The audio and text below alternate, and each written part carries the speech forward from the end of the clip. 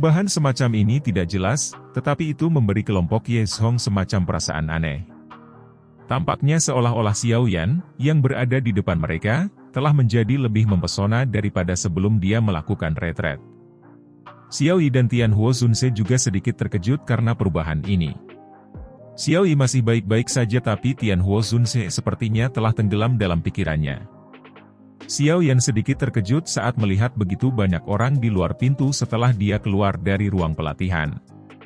Dia tanpa daya menggelengkan kepalanya dan bertanya, "Tetua Ye Zhong, tidak perlu keagungan seperti itu, kan?" "Keke." Ye Zhong buru-buru pulih setelah mendengar kata-katanya. Dia tertawa sebelum melambaikan tangannya dan menyebarkan anggota klan yang berkumpul di sini. Sambil tersenyum, dia berkata, "Tuan Xiao Yan, kami akan memulai perjalanan kami ke kota Pil Suci besok. Apakah kamu siap?" Xiao Yan mengangguk. Tidak terduga bahwa waktu telah berlalu begitu cepat selama retretnya. Hampir sebulan telah berlalu dalam sekejap mata. "Tuan Xiao Yan, tidak ada yang salah denganmu, kan?" Ye Zhong melirik Xiao Yan. Dia sepertinya samar-samar merasakan semacam tekanan samar saat dia dekat dengan Xiao Yan. Tekanan semacam ini sepertinya berasal dari dalam jiwanya, menyebabkan dia merasa sulit untuk mengabaikannya.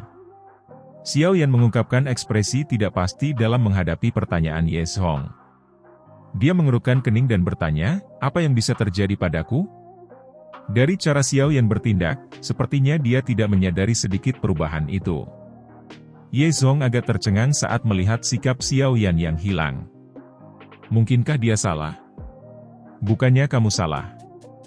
Kekuatan spiritual orang ini tampaknya telah meningkat selama retret ini." Tian Huo Zunze akhirnya mengalihkan pandangannya dari Xiao Yan. Dia tersenyum saat berbicara. "Kekuatan spiritual?" Xiao Yan tercengang saat mendengar ini. Dia segera membelai dagunya dan merenung, "Sekarang setelah Anda menyebutkannya, sepertinya saya tiba-tiba merasa lebih mudah untuk memperbaiki pil jika dibandingkan dengan sebelumnya. Selain itu, kendali saya atas nyala api menjadi lebih indah juga, namun, tidak bisakah kekuatan spiritual hanya tumbuh ketika level seseorang meningkat? Kekuatan saya saat ini masih di level bintang 4 Douzong. Itu hanya sedikit lebih stabil dibandingkan ketika aku baru saja maju ke sana." Tian Huo Zunze melirik Xiao Yan dengan ekspresi aneh. Sesaat kemudian, dia akhirnya mengangkat alisnya dan berkata, "Sepertinya gurumu itu tidak memberitahumu tentang hal-hal yang berkaitan dengan kekuatan spiritual. Tapi ini wajar saja. Orang biasa hanya bisa membungkuk sesuai dengan hal yang sangat misterius yang dikenal sebagai jiwa ini. Mereka tidak bisa mengendalikannya. Bahkan Anda sebelumnya hanya tahu bagaimana mengendalikan kekuatan spiritual Anda, tetapi Anda tidak memiliki pemahaman yang mendalam tentang hal itu." Xiao Yan dan Ye Zhong merasa merenungkan kata-kata Tian Huo Zunze. Xiao Yan tiba-tiba mengerti tapi lengkap sementara Ye Zhong terus mengerutkan kening. Argumen ini adalah sesuatu yang dia lihat di beberapa buku kuno di klan.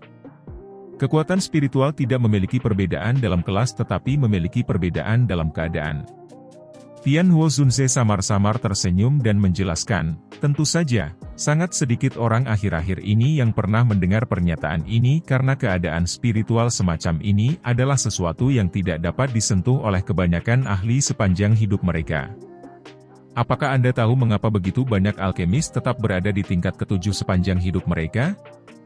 Itu karena keadaan spiritual ini." "Keadaan spiritual?" Xiao Yan mengerutkan kening. Dia benar-benar belum pernah mendengar tentang hal ini. Namun, jiwa adalah sumber kehidupan.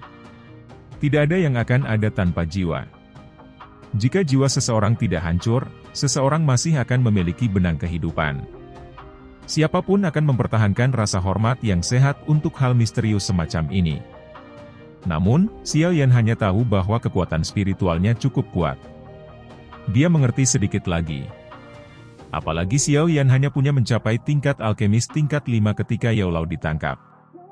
Pada saat itu, dia tidak memenuhi syarat untuk belajar tentang keadaan spiritual apapun.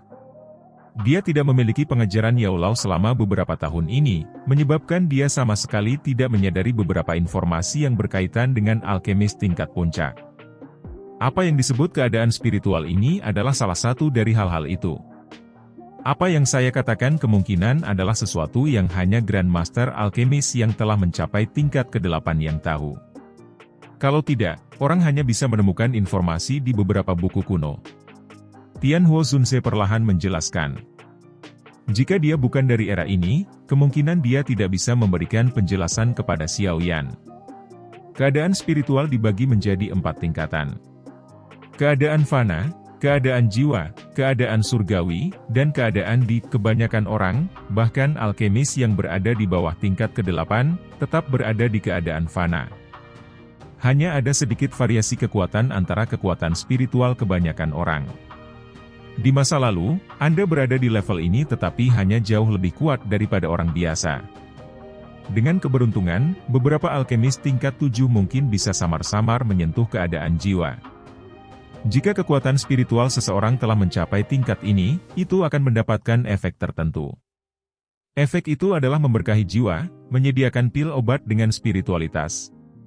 Anda harus menyadari bahwa sebagian besar pil obat tingkat 8 memiliki spiritualitas. Karena spiritualitas inilah yang memungkinkan mereka mencapai tingkat ke-8. Terlepas dari seberapa luar biasa teknik penyempurnaan pil dari seorang alkemis biasa, pil obat yang mereka buat tidak akan pernah mencapai tingkat ke-8 jika mereka tidak dapat memberikan pil dengan roh.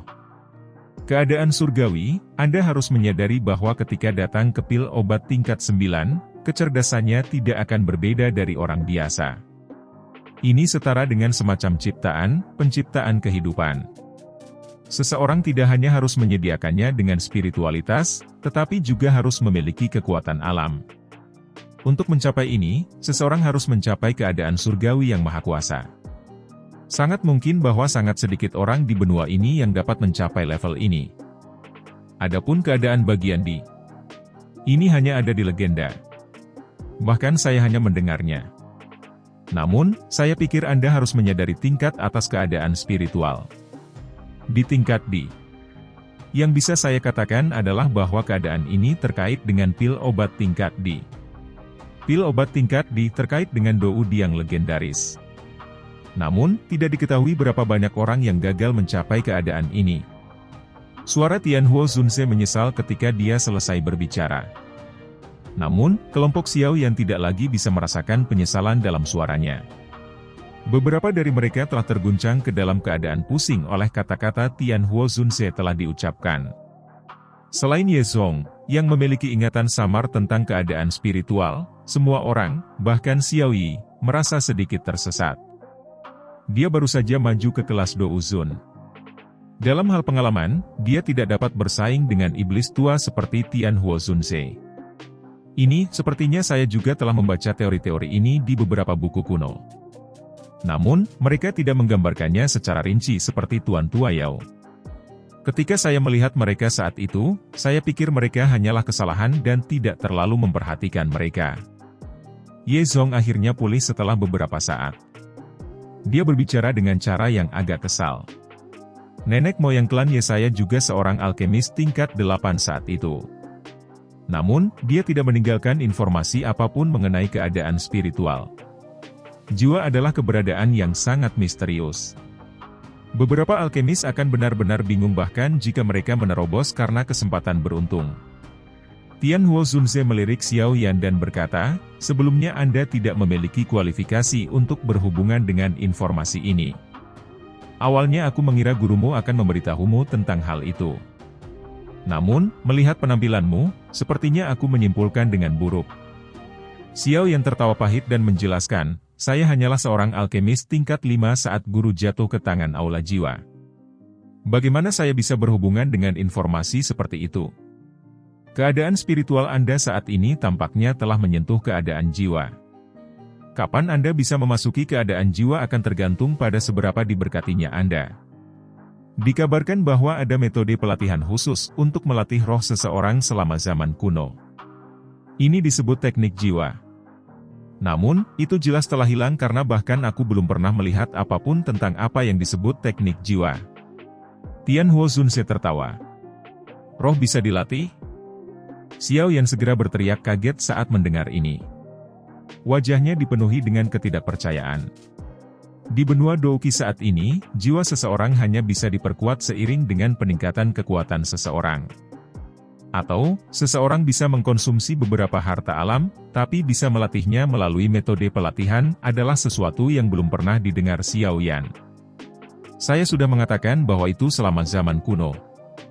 Tianhuo Zunze memutar matanya saat dia menjawab. Xiao Yan tersenyum pahit dan menggelengkan kepalanya saat melihatnya memutar matanya. Melatih semangat seseorang. Ini benar-benar agak terlalu sulit dipercaya. Xiao Yan tidak terlalu tertarik pada keadaan jiwa apapun. Penyempurnaan pil gilanya selama retretnya telah menyebabkan kepalanya tetap dalam keadaan setengah sadar, yang mengakibatkan beberapa pil obat tingkat tinggi tingkat 7 gagal meskipun memiliki kesempatan untuk berhasil.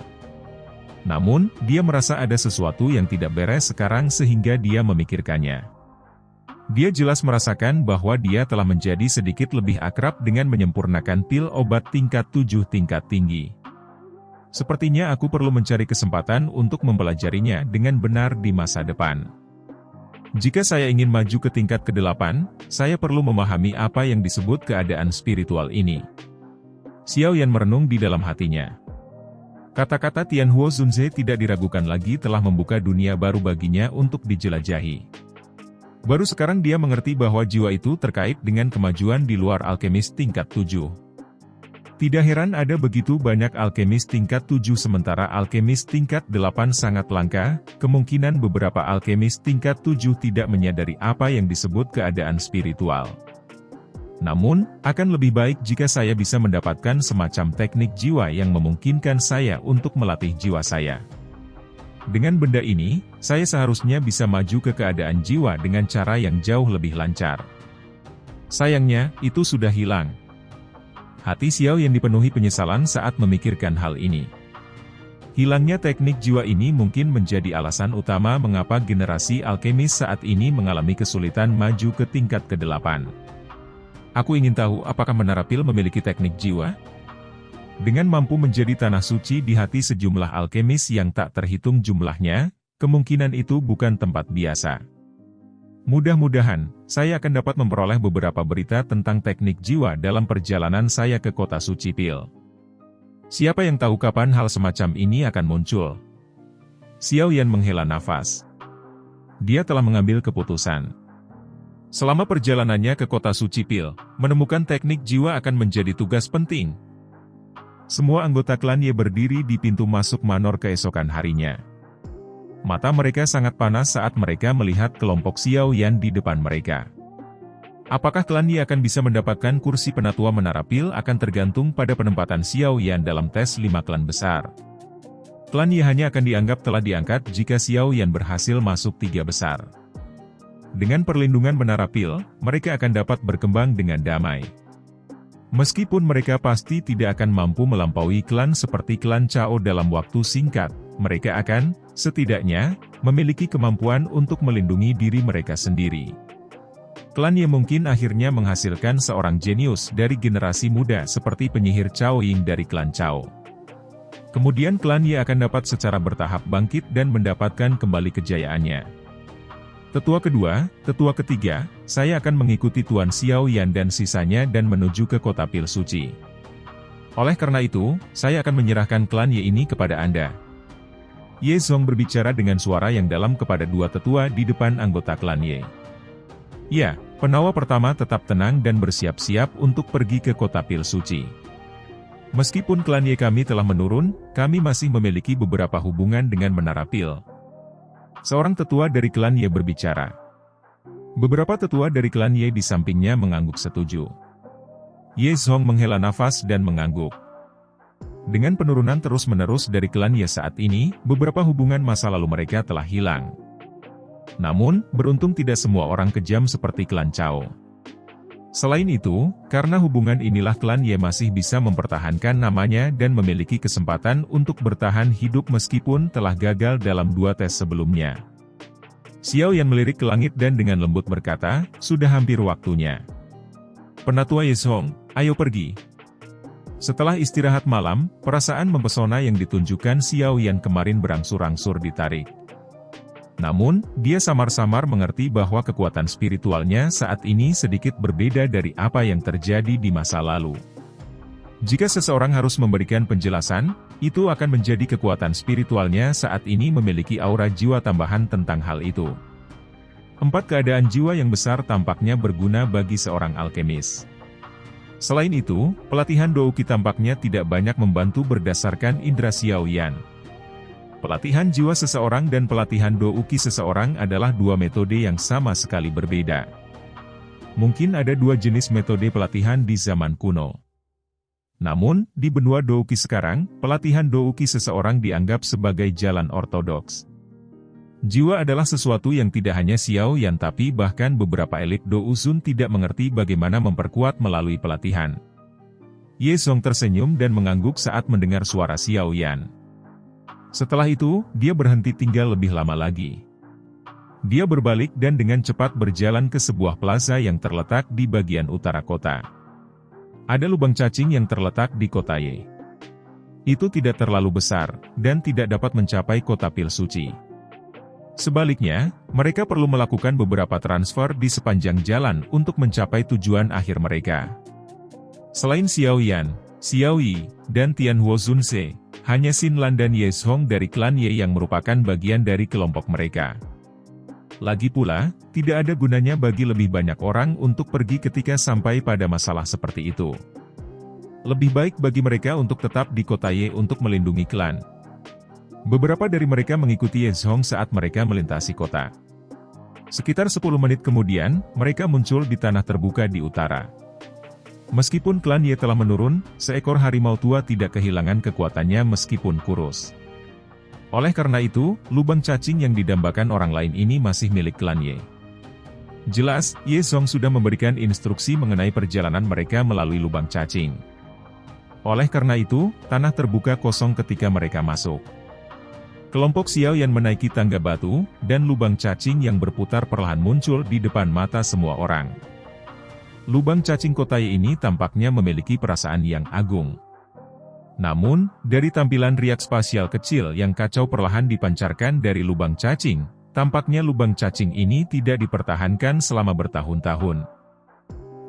Kembali ketika klan Ye saya masih di puncaknya yang mulia, ada dua elit Douzun yang bersedia mempertahankan lubang cacing.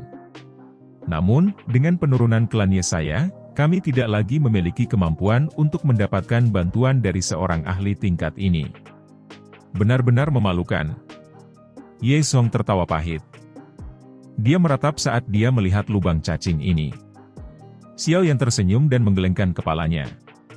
Dia berkata, tidak apa-apa. Setelah kita kembali dari perjalanan ini, saya akan mendapatkan Xiaoyi dan Tuan Tua Yao untuk membantu Anda mempertahankannya. Kalau begitu, aku akan berterima kasih kepada kalian bertiga. Ayo bergerak. Ye Song mengangguk dengan rasa terima kasih. Setelah itu, dia mengeluarkan perahu hitam kecil yang tampak agak rumit dari cincin penyimpanannya. Tangannya menggosoknya sebelum dia dengan lembut melangkah maju. Setelah itu, dia berjalan ke lubang cacing hitam yang berputar perlahan. Xiaoyan dan yang lainnya mengikuti dari belakang. Kelompok Xiaoyan muncul di dalam terowongan spasial yang tenang. Ye Song melemparkan perahu kecil berwarna hitam, dan itu melonjak bersama angin, berubah menjadi perahu besar. Space Boat ini adalah kapal paling mewah yang pernah dilihat Xiaoyan sejak dia memasuki Central Plains. Dari kelihatannya, Ye Song ini benar-benar menghabiskan banyak uang untuk mendapatkannya. Beberapa sosok manusia melompat ke perahu besar. Setelah itu, Ye Song menggosok bagian depan perahu dengan cara yang akrab. Penghalang cahaya energi melingkar menyebar, membungkus perahu di dalamnya. Segera, perahu bergetar dan tiba-tiba meningkatkan kecepatannya. Dengan suara, "Swoos," ia terbang melalui lubang cacing yang tampaknya tak berujung. Kota Ye tidak memiliki lubang cacing yang mengarah langsung ke kota suci Pil. Oleh karena itu, kita hanya bisa menuju ke kota bernama Kota Qingling. Lubang cacing dari kota itu bisa mencapai kota Pil suci. Ye Song berbalik dan berbicara sambil tersenyum kepada kelompok Xiaoyan di atas kapal. Dibutuhkan 3 hari untuk mencapai kota Qingling dari tempat ini, dan akan memakan waktu sekitar 4 hari dari kota Qingling ke kota Pil suci. Oleh karena itu, kita akan mencapai kota pil suci dalam waktu sekitar 7 atau 8 hari. Kalian semua harus beristirahat di perahu selama periode ini. Ada kamar individu di dalam kapal. Serahkan masalah mengendalikan kapal luar angkasa kepada Xinlan dan aku. Kelompok Xiao yang tidak mengatakan apapun tentang saran Ye Hong. Setelah mengobrol sebentar, mereka memasuki kabin dan menemukan kamar mereka sendiri. Perjalanan melalui lubang cacing terasa pahit dan sunyi. Namun, itu tidak mengganggu kelompok Xiao Yan yang terbiasa dengan pelatihan kesepian. Xiao Yan tetap berada di kamarnya sendiri selama perjalanan beberapa hari, mempelajari kekuatan spiritualnya. Setelah mendengarkan apa yang dikatakan Tianhuo Zunze kemarin, Xiao Yan menjadi lebih ingin tahu tentang jiwa. Namun, pemeriksaan ini tidak membuahkan hasil apapun. Xiao Yan mengalami kesulitan merasakan kondisi misterius yang dia masuki saat memurnikan pil beberapa hari yang lalu. Namun, satu hal yang baik adalah Xiao Yan bisa merasakan peningkatan dalam pil obat yang dia sempurnakan sekarang dibandingkan sebelumnya. Dia tahu bahwa peningkatan ini harus terkait dengan jiwanya. Meskipun masuknya ke keadaan bagian itu saat itu tidak memungkinkan jiwa Xiao Yan untuk benar-benar maju ke keadaan jiwa, setidaknya, memungkinkan rohnya untuk mendapatkan aura jiwa tambahan jika dibandingkan dengan keadaan fana biasa. Oleh karena itu, kualitas beberapa pil obat yang dia sempurnakan bahkan lebih baik dari sebelumnya. Xiao yang tenggelam ke dalam jiwanya selama beberapa hari perjalanan melalui lubang cacing. Hari-hari berlalu dengan cepat. Hanya ketika mereka hendak keluar dari lubang cacing, Xiao Yan kembali dari kondisi ini. Kelompok itu dengan selamat tiba di kota Qingling. Setelah istirahat sejenak, mereka melanjutkan perjalanan tanpa henti ke lubang cacing kota Qingling dan bergegas ke kota pil suci dari sana. Xiao Yan akhirnya menyaksikan daya pikat mengerikan dari pil gathering saat bepergian melalui kota Qingling. Berbagai alkemis telah ada di mana-mana, menyilaukan matanya. Ini adalah pertama kalinya dia melihat alkemis dalam jumlah seperti itu. Bahkan pertemuan besar alkemis yang diadakan di Kekaisaran Jiama jauh dari mampu bersaing dengan para alkemis di kota Qingling ini terlepas dari kualitas atau kuantitas. Selain itu, ini hanyalah sebuah kota di dalam wilayah pil. Sangat sulit untuk menebak betapa mengerikannya lalu lintas manusia ketika semua alkemis berkumpul di kota pil suci. Hati Xiao yang tiba-tiba menjadi panas berapi-api saat memikirkan pemandangan besar puluhan ribu api naik, puluhan ribu kuali jatuh, dan puluhan ribu pil lahir. Bahkan darahnya mulai mendidih saat ini. Jika seseorang tidak menyaksikan pemandangan seperti itu sekalipun dalam hidupnya, itu memang akan menjadi hal yang disesalkan. Pil gathering adalah pertemuan termegah di dunia alkemis. Tujuan akhir dari sejumlah alkemis yang tak terhitung jumlahnya adalah untuk menonjol dalam pil gathering. Untuk mencapai ini, mereka telah berusaha dan berkeringat selama bertahun-tahun. Berpartisipasi dalam pil gathering setara dengan mendapatkan kualifikasi untuk bersaing dengan para elit di benua itu. Ini adalah jenis pengakuan atas kekuatan seseorang. Siapa yang akan menjadi yang terbesar saat nyala api di puluhan ribu kuali secara bersamaan naik? Darah kelompok Xiao yang mendidih karena kegembiraan saat mereka menemani garis lambat dan panjang manusia memasuki lubang cacing hitam gelap. Bagian dalam lubang cacing sama membosankannya seperti biasanya. Namun, itu tidak lagi sepi. Tak terhitung banyaknya perahu yang bergegas melalui terowongan spasial yang luas ini. Kebisingan memenuhi terowongan spasial saat mereka bergerak. Kota pil suci yang legendaris menjadi lebih dekat di tengah kebisingan ini. Setelah 4 hari melakukan perjalanan terus-menerus, cahaya perak melingkar samar-samar muncul di kejauhan lubang cacing. Cahaya ini memancarkan riak spasial yang mengejutkan. Suara yang dipancarkan dari banyak perahu tiba-tiba dan anehnya menjadi benar-benar sunyi ketika semua orang mendekati lingkaran berwarna perak yang terbuat dari cahaya. Banyak tokoh manusia dalam jubah alkemis berjalan keluar dari kamar di dalam perahu. Mata mereka mengandung panas liar saat mereka menatap lingkaran cahaya berwarna perak. Kota pil suci, tanah suci di hati setiap alkemis. Xiao Yan meletakkan tangannya di belakangnya. Matanya terfokus pada lingkaran cahaya perak di kejauhan. Darah yang mengalir di dalam tubuhnya diam-diam mulai mendidih lagi pada saat ini. Kota pil suci, menara pil. Aku, Xiao Yan, telah tiba. Satu demi satu perahu ruang angkasa melintas seperti bintang jatuh di langit malam. Setelah itu, mereka mengerumuni lingkaran cahaya perak yang sangat besar seperti ikan yang memasuki lautan. Kelompok perahu ruang angkasa Xiao Yan berwarna hitam sedang naik mengikuti arus. Itu menahan riak spasial yang sangat intens dan memasuki lingkaran cahaya. Akhirnya, itu menghilang. Ketika kapal dibebankan ke lingkaran cahaya berwarna perak, riak spasial yang intens menyebabkan seluruh perahu ruang angkasa tersentak keras. Namun, sentakan ini berlangsung kurang dari 10 detik sebelum menghilang. Cahaya perak yang memenuhi mata kelompok Xiao Yan berangsur-angsur melemah. Sesaat kemudian, cahaya berwarna perak meletus. Cahaya yang kuat dan menusuk mata menyebabkan kelompok Xiao Yan secara refleks menutup mata mereka. Angin lembut bertiup sementara kelompok Xiao Yan menutup mata mereka. Perasaan lembut dan hangat ini menyebabkan hati mereka yang tegang berangsur-angsur rileks. Setelah itu, campuran suara yang sangat menusuk telinga tiba-tiba memasuki telinga mereka dari segala arah saat suasana hati mereka berangsur-angsur menjadi rileks. Hal ini menyebabkan kelompok Xiao Yan, yang tidak punya waktu untuk berjaga-jaga, merasa sedikit linglung sejenak. Xiao Yan perlahan membuka matanya. Sebuah ruang terbuka besar yang sepenuhnya dibangun dari batu merah berdiri di depan matanya. Tanah terbuka ini sepertinya membentang ke cakrawala. Yang bisa dilihat Xiao Yan hanyalah kemerahan yang memenuhi tanah.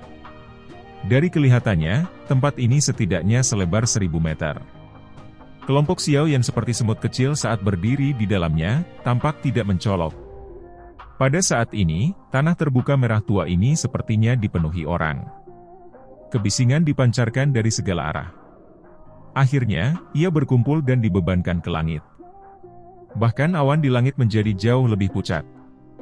Apakah ini kota pil suci? Xiao Yan tanpa sadar menghirup udara lembut saat dia melihat tanah terbuka ini, yang begitu luas sehingga orang tidak bisa melihat ujungnya. Saat ini, beberapa riak terdistorsi terus muncul di ruang di belakangnya. Perahu ruang angkasa bergegas keluar dari riak ini satu demi satu. Setelah itu, perahu ruang angkasa dengan cepat menjadi kecil. Orang-orang di dalamnya jatuh dari langit seperti kacang, satu demi satu. Jelas, ini adalah titik keluar dari lubang cacing. Ini hanyalah salah satu titik spasial dari wilayah luar kota pil suci.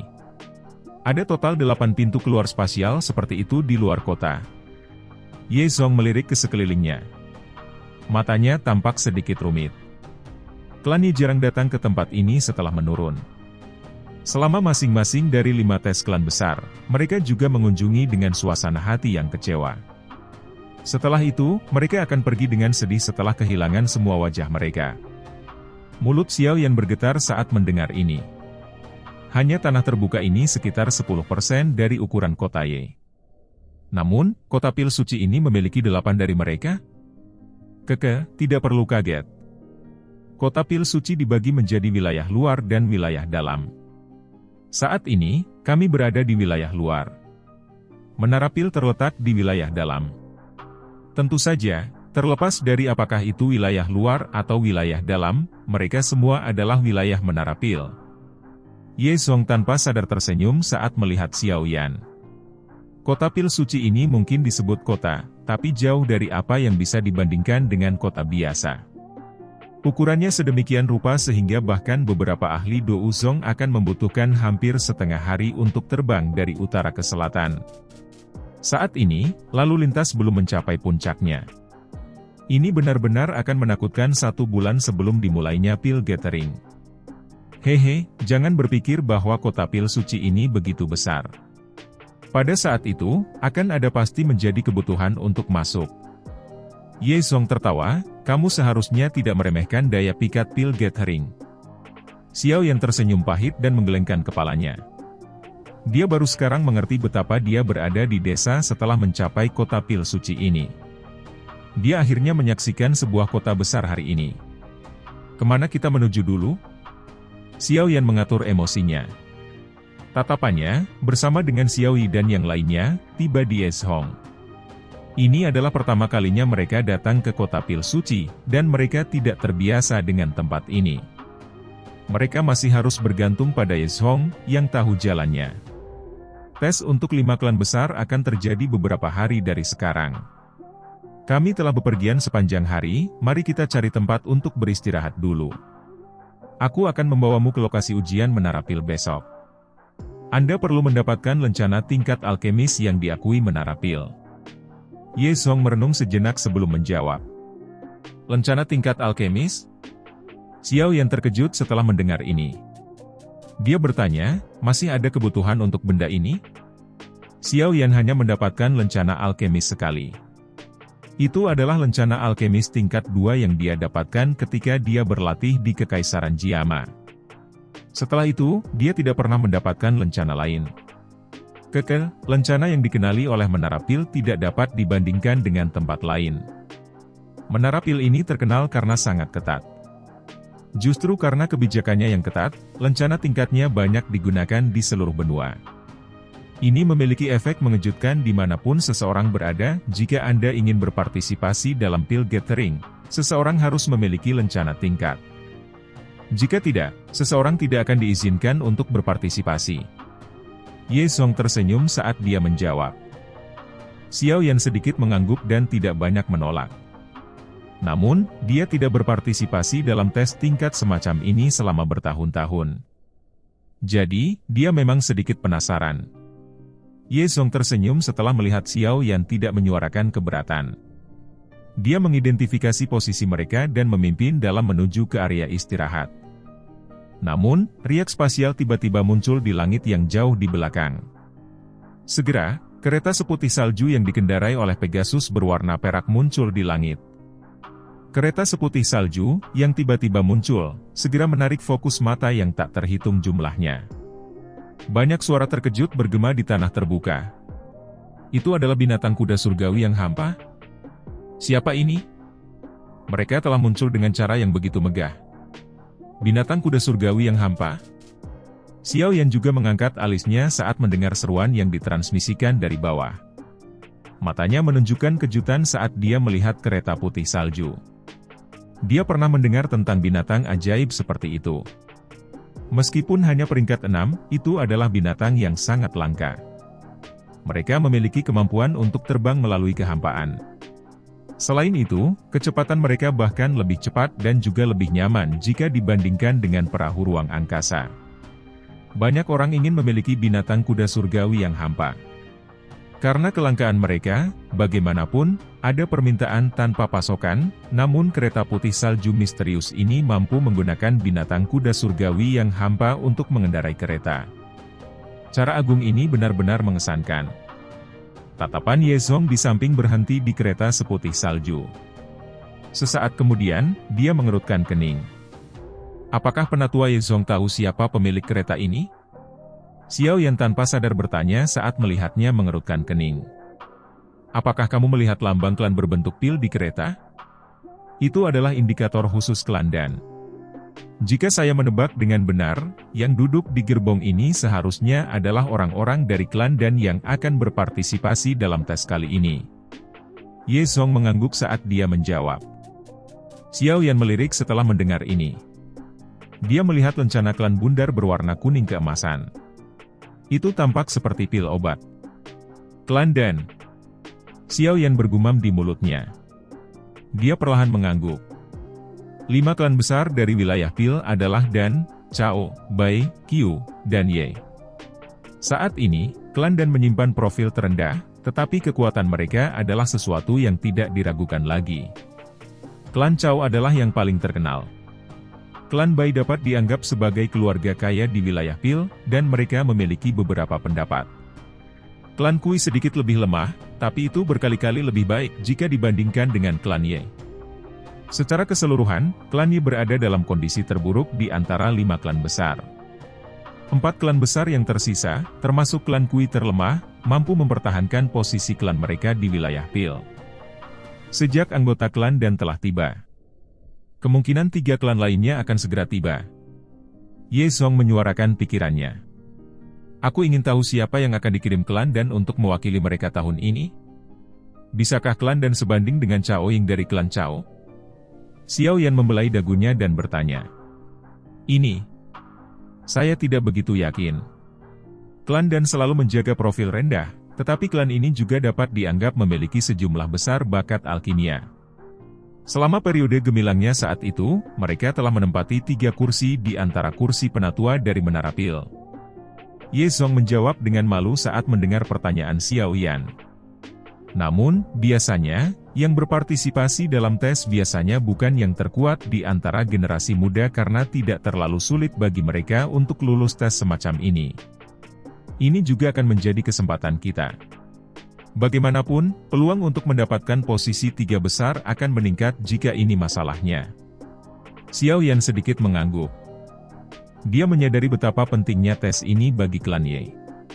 Jika dia tidak membantu mereka, mereka bisa melupakan tentang mencoba memperjuangkan 3 besar. Dengan hanya kemampuan generasi muda mereka, kemungkinan mereka bahkan tidak akan memiliki kualifikasi untuk lulus.